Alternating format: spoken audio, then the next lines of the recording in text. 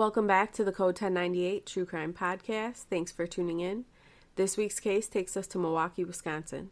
I remember hearing about this case as a child. It took place about 30 minutes from where I grew up. Jeffrey Lionel Dahmer murdered and dismembered 17 men and boys between 1978 and 1991. He was eventually diagnosed with borderline personality disorder, schizotypal personality disorder, and a psychotic disorder. By the age of 14, Dahmer had begun drinking beer and hard alcohol in daylight hours and at school. When he reached puberty, Dahmer discovered he was gay. He didn't want his parents to know. His grades started to fall and continued to fall until graduation. The fighting between his parents was constant. Dahmer graduated high school in May 1978. His parents eventually finalized their divorce in July 1978. His father moved out earlier in the year, and his mother and younger brother moved to Chippewa Falls, Wisconsin. That left Dahmer alone in the family home. Dahmer committed his first murder 3 weeks after his high school graduation. On June 18, 1978, Dahmer picked up a hitchhiker named Stephen Mark Hicks, who was almost 19 years old. Stephen had been hitchhiking to a rock concert at Chippewa Lake Park, Ohio. Dahmer enticed Stephen back to his house with a promise of drinking alcohol. Stephen agreed to accompany Dahmer to his house under the promise of having a few beers. Dahmer has stated that he struck Hicks twice from behind with a 10-pound dumbbell while Stephen sat in a chair. Once unconscious, Dahmer strangled him to death with the bar of the dumbbell. He then stripped the clothes from Stephen's body before touching his chest with his hands, then masturbated as he stood above the corpse. The following day, Dahmer said he dissected Hicks' body in his basement. After some time had passed, he buried the remains in a shallow grave in his backyard. Several weeks later, he dug up the remains and separated the flesh from the bones. He said he then dissolved the flesh in acid, then flushed the solution down the toilet. He then crushed the bones with a sledgehammer and scattered them in the woodland area behind his family's home. Dahmer went off to college where he failed and eventually quit after one term due to alcohol abuse. He enlisted in the United States Army in January 1979. He was trained as a medical specialist. He was deployed to Germany during 1979. By 1981, alcoholism had taken a hold of him and he was deemed unfit for military duty and honorably discharged from the Army. He was sent to Florida for debriefing. Upon his discharge, he chose to remain in Florida. He didn't want his father to find out that he had been discharged. Initially, he worked at a deli and lived out a hotel. He was drinking heavily and eventually evicted from the hotel for not paying his rent. He then lived on the beach a while he continued to work at the deli. In September 1981, Dahmer phoned his father and requested to move home. While living with his father and stepmother, Dahmer was arrested for drunken disorderly conduct. Eventually, his father sent him to live with his grandmother in West Allis, Wisconsin. Even though he continued to drink, living with his grandmother was going well for him. He began working as a phlebotomist at Milwaukee Blood Plasma Center. He worked there for 10 months before he was laid off.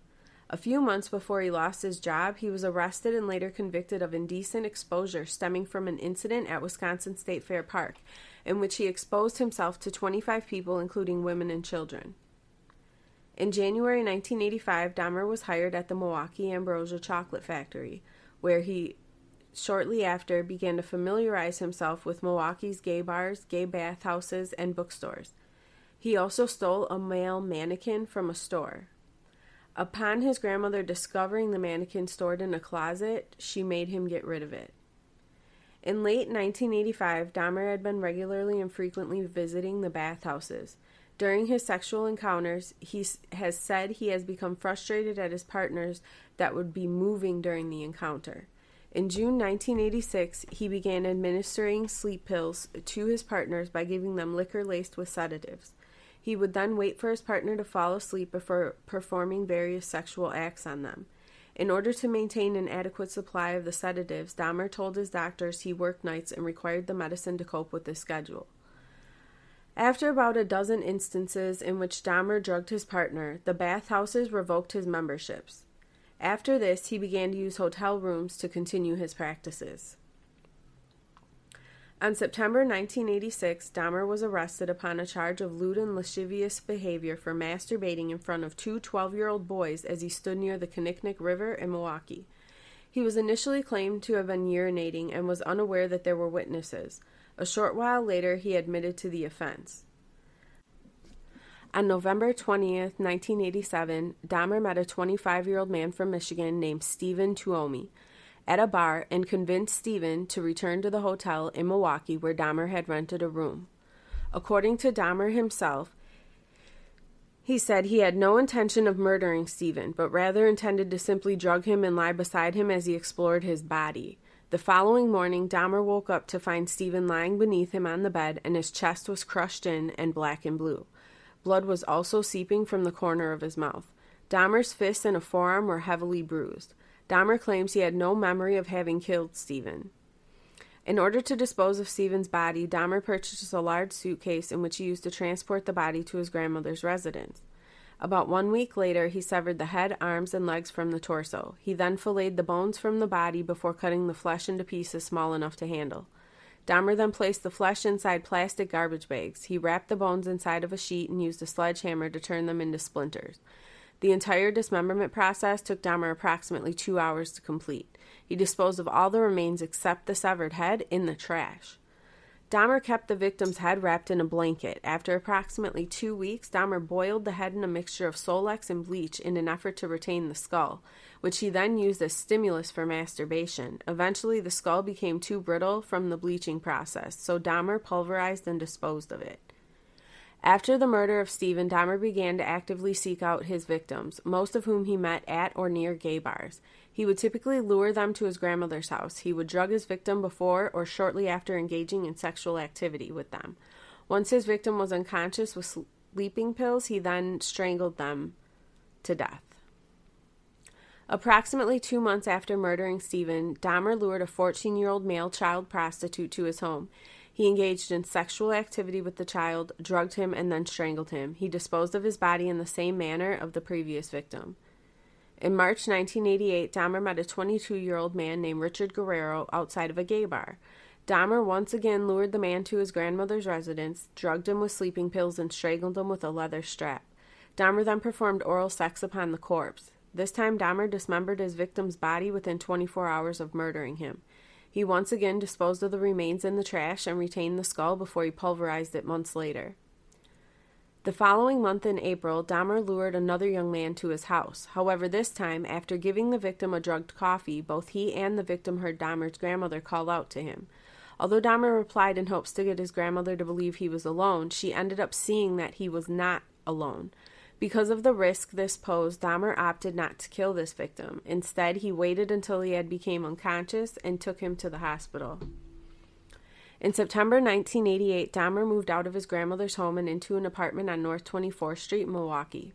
2 days after moving, Dahmer was arrested for drugging and sexually fondling a 13-year-old boy who he lured to his apartment. Dahmer's father had hired him an attorney. At the request of his defense attorney, Dahmer underwent a series of psychological evaluations prior to his court hearings. The evaluations revealed Dahmer harbored deep feelings of alienation. A second evaluation 2 months later revealed him to be an impulsive individual. He was suspicious of others and shocked by his lack of accomplishments in life. His probation officer raised the 1987 diagnosis of Dahmer suffering from schizoid personality disorder for presentation to the court. On January 30th, 1989, Dahmer pleaded guilty to the charges of second-degree sexual assault and enticing a child for immoral purposes. On January 30th, 1989, Dahmer pleaded guilty to the charges of second-degree sexual assault and enticing a child for immoral purposes. Sentencing for the assault was suspended until May. In March, Dahmer took a 10-day Easter absence from work, during which he moved back into his grandmother's home. 2 months after his conviction and 2 months prior to his scheduled sentencing for the sexual assault, Dahmer murdered his fifth victim. He was 24-year-old aspiring model named Anthony Sears. Dahmer met him at a gay bar. According to Dahmer, on this occasion, he was not looking to commit a crime. However, shortly before closing time, the victim struck up a conversation with him. Dahmer lured him to his grandmother's home. They engaged in oral sex before Dahmer drugged and strangled him. The following morning, Dahmer used his grandmother's bathtub to decapitate the body before he attempted to flay the corpse. According to Dahmer, he found this victim exceptionally attractive. This was the first victim that he permanently retained any body parts. He preserved the victim's head and genitalia in acetone and stored them in a wooden box. He later placed the box in his work locker. The box would remain there for almost a year while Dahmer served his sentence for the sexual assault. He was released 2 months early from the prison work camp. Upon his release, he briefly lived with his grandmother until he got a new apartment. He brought the remains to his new apartment. Within 1 week of his moving into the new apartment, Dahmer had killed his sixth victim, Raymond Smith. The victim was a 32-year-old male prostitute whom Dahmer invited to his apartment.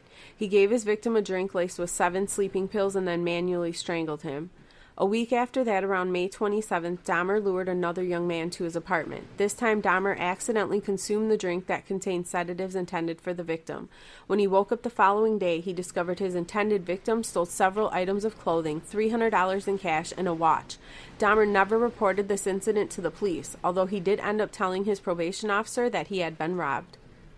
Dahmer then went and purchased a Polaroid camera, which he used to take several pictures of his sixth victim's body posed in suggestive positions prior to dismembering him in the bathroom. He boiled the legs, arms, and pelvis in a steel kettle with Solex, which allowed him to rinse the bones. Dahmer dissolved the remainder of Smith's skeleton, including the skull, in a container filled with acid. He would later spray paint his skull and kept the skull alongside the skull of Anthony Sears on top of a black towel inside of a metal filing cabinet. In June 1990, Dahmer lured a 27-year-old acquaintance named Edward Smith to his apartment. Like every other time, Dahmer drugged and strangled the victim. This time, rather than immediately acidifying and bleaching the skeleton, Dahmer placed the victim's skeleton in his freezer for several months. The skeleton of this victim was acidified several months later. Dahmer accidentally destroyed the skull when he placed it in the oven to dry. Dahmer later told police he had felt rotten about his victim's murder and he had been unable to retain any parts of the body. Less than 3 months since the last murder, Dahmer meets a 20-year-old man named Ernest Miller outside of a bookstore. Ernest agreed to accompany Dahmer to his apartment for $50 to allow him to listen to his heart and stomach. Dahmer gave his victim a drink laced with 2 sleeping pills. Since Dahmer only had 2 sleeping pills to give this victim, he killed him by slashing his carotid artery with the same knife he used to dissect his previous victims' bodies. The victim bled to death within minutes. Dahmer then posed the nude corpse for various suggestive Polaroid photographs before moving it to his bathtub for dismemberment. Dahmer repeatedly kissed and talked to the severed head while he dismembered the remainder of the victim's body. Dahmer wrapped this victim's heart, biceps, and portions of flesh from the legs in plastic bags and placed them in fridge for later consumption. He boiled the remaining flesh and organs into a jelly-like substance, which he intended to keep. To preserve the skeleton, Dahmer placed the bones in a bleach solution for 24 hours before allowing them to dry upon a cloth for a week. The severed head was initially placed in the refrigerator before being stripped of flesh, then painted and coated with enamel. 3 weeks after the murder of Ernest Miller on September 24th, Dahmer met a 22-year-old man named David Thomas at the Grand Avenue Mall. He convinced David to return to his apartment for a few drinks. In his statement to police after his arrest, Dahmer told police that after giving the victim a drink that had sedatives, he decided that he did not feel attracted to the victim but was afraid to allow him to wake up in case he would be angry about being drugged. Dahmer strangled him and dismembered the body. He intentionally retained none of the body parts. He photographed the dismemberment process and kept the photographs, which later aided police in David's identification. After the murder of David Thomas, Dahmer didn't kill anyone for approximately 5 months. Dahmer did, however, on a minimum of 5 occasions between October 1990 and February 1991, unsuccessfully attempted to lure men to his apartment.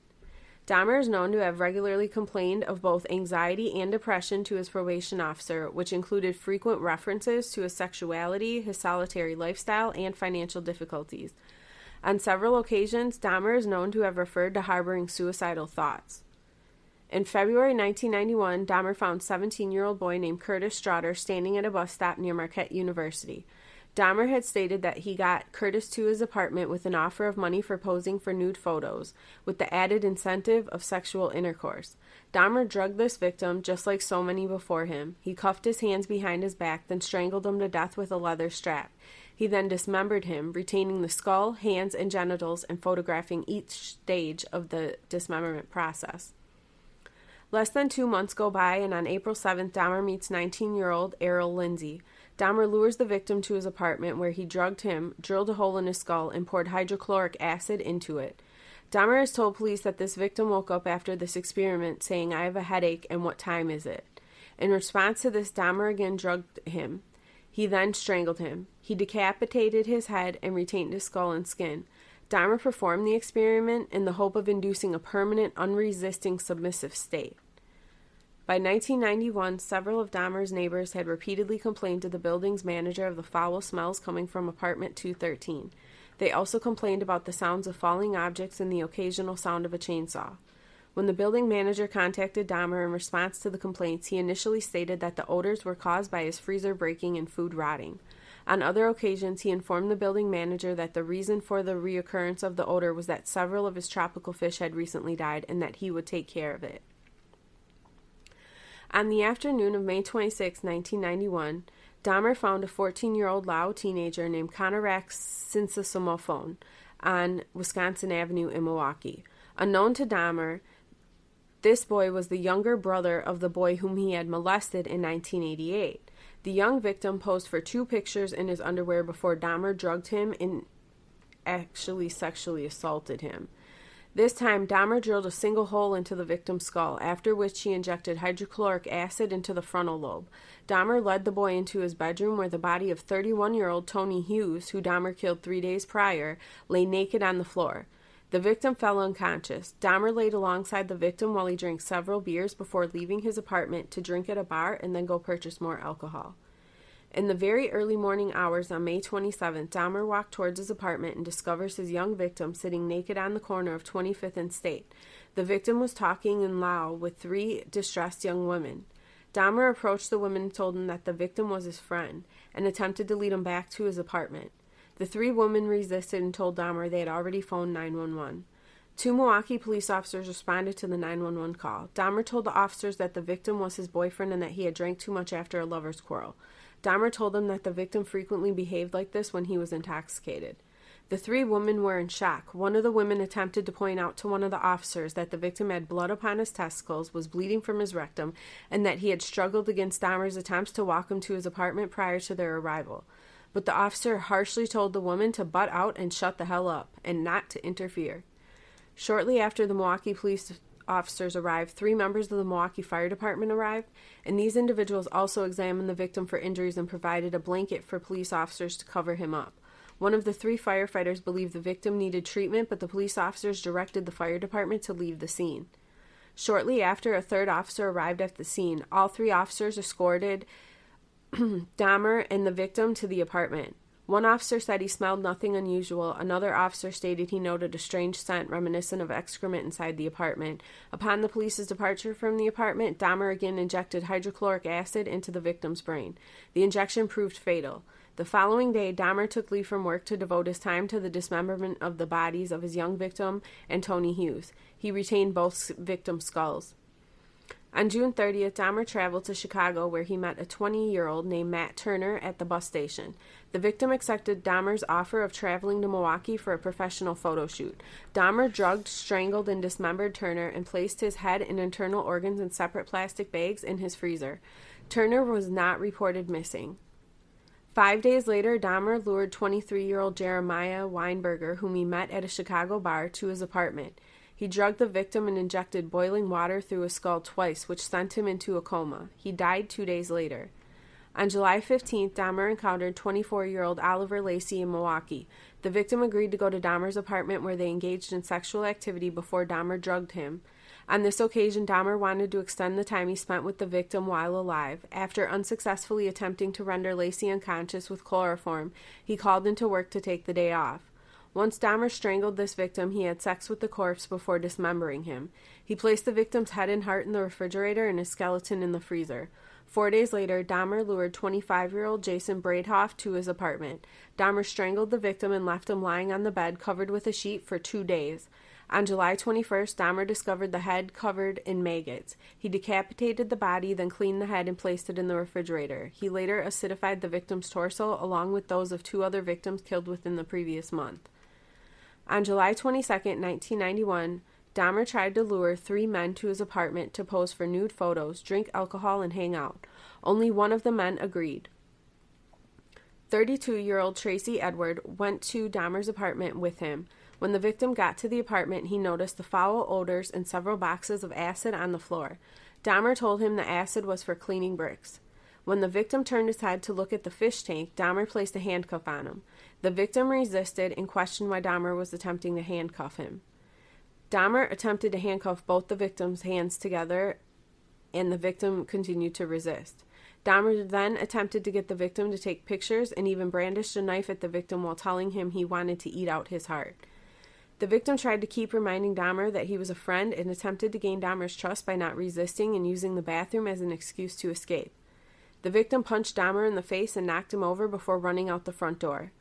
The victim flagged down 2 Milwaukee police officers. The victim told police that man had kept him in an apartment and tried to handcuff him. The officers could not unlock the handcuffs and took the victim back to Dahmer's apartment. When police arrived at Dahmer's apartment, he invited them inside. At this point, police were aware that Dahmer had also brandished a knife at the victim. Dahmer tells police that the key for the handcuff is in the dresser in his bedroom. The police start moving towards the bedroom, and Dahmer tries to get to the dresser first. The police order him to back off. The officer sees a large knife under the bed. He also sees an open drawer that contains a lot of Polaroid pictures. These pictures are primarily of decomposing human bodies in various stages. The police attempted to arrest Dahmer, and he resisted. One of the officers opened the refrigerator and discovered the head of a black male. A further search of the apartment revealed a total of 4 severed heads in the kitchen, 7 skulls, some painted, some bleached, and collected blood drippings upon a tray at the bottom of a refrigerator, 2 human hearts and a portion of arm muscle that were each wrapped inside plastic bags upon the shelves. In the freezer, investigators discovered an entire torso, a bag of human organs, and flesh stuck to the ice at the bottom. Investigators also discovered 2 entire skeletons, a pair of severed hands, 2 severed and preserved penises, a mummified scalp, and in the 57-gallon drum that the hazmat team removed, 3 dismembered torsos dissolving in an acid solution. A total of 74 Polaroid pictures detailing the dismemberment of Dahmer's victims were also found. On February 15, 1991, Dahmer was found to be legally sane at his trial. On February 17, 1991, he was convicted of 15 of the 16 murders he had committed in Wisconsin and was sentenced to 15 terms of life in prison. Dahmer was later sentenced to a 16th term of life imprisonment for an additional homicide committed in Ohio in 1978. On November 28, 1994, Dahmer was bludgeoned to death by a fellow inmate. Thank you for listening to Code 1098, giving you past, present, solved, and unsolved mysteries and murders. If you have suggestions for a case that you would like to see featured, feel free to message us or leave a suggestion in the comments. Thanks for tuning in today. Until next week.